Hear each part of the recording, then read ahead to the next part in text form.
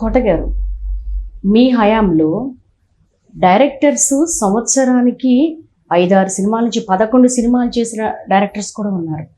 కానీ ఇప్పుడు ఒక సినిమా తీయాలంటే 2 ఏళ్ళ నుంచి 3 ఏళ్ళ సమయం తీసుకుంటున్నారు. మీరు అప్పటి దర్శకుల్ని చూశారు, ఇప్పటి వాళ్ళని చూశారు. మీరు దీని మీద ఏం చెప్తారు?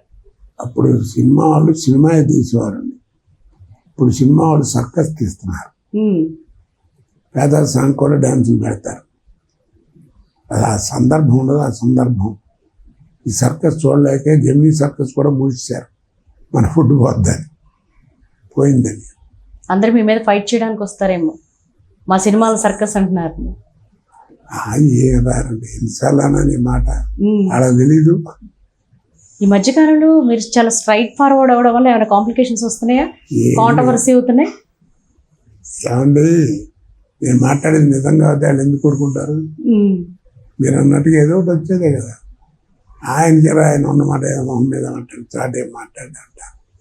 నాతో జోకులు వాళ్ళే పిలిచి చెప్పించుకుంటారు. మరి అదే మంచితనం లేకపోతే ఎట్లా జరుగుతుంది? నేల బతికానండి, ఏదో అంటున్నాను, వాళ్ళు అంటుందా చెప్పాను. సినిమా వాళ్ళం మనం అంగుళం చేస్తే గతంలో చెప్పుకుంటారు. జంధ్యాల గారు, బాపు రమణ గారు లెజెండరీ డైరెక్టర్స్తో వర్క్ చేసేటువంటి అదృష్టం మీకు కలిగింది. వాళ్ళతో వర్క్ ఎక్స్పీరియన్స్ ఎలా అనిపించేది? జంధ్యాల గారితో చేస్తున్నప్పుడు మనం ఏం యాక్ట్ ఎక్కలేదండి. ఆయన సీన్ చదివి వినిపిస్తుంది అని మనం నవ్వొచ్చేస్తాయి. 4 క్యారెక్టర్ ఉంటే 4 క్యారెక్టర్లు ఆయనే చదువుతాడు చక్కగా.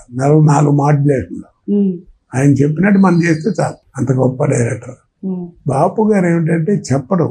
బాపు గారి దగ్గర ఏంటంటే నీ దగ్గర నుంచి ఎక్స్ట్రాక్ట్ చేస్తాడు. ముందు మిమ్మల్ని చెప్పమంటారా? చెప్పండి, ఇంకో రకంగా చెప్పండి కోట గారు అంటాడు. ఇంకో రకంగా చెప్తాం, ఇంకో ట్రై చేయండి అంటారు.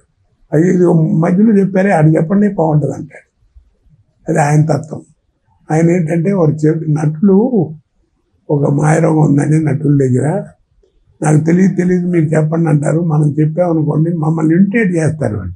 వాళ్ళ స్వతహాగా వచ్చేది పోతుంది. అందుకని నాకు అది ఇష్టం ఉండదండి అంటుంటారు. అది గొప్పతనమే, ఇది గొప్పతనమే. ఇది చెప్పడం దమ్ము ఉండాలి, ఆయనలో వర్త్ ఉండాలి. అక్కడ ఆయన ఎస్టార్ట్ చేసుకొని తెలివితేటలు ఉండాలి.